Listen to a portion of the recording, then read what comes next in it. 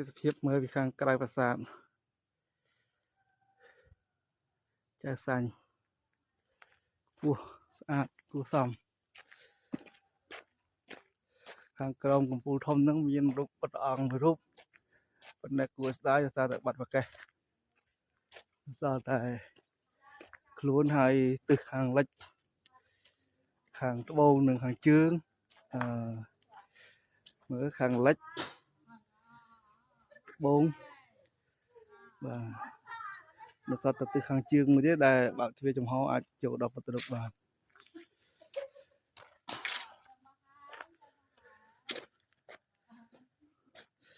អ្នកយាយចៅបើឡើងរួចចុះវិញចាំមើលញ័រជើងអត់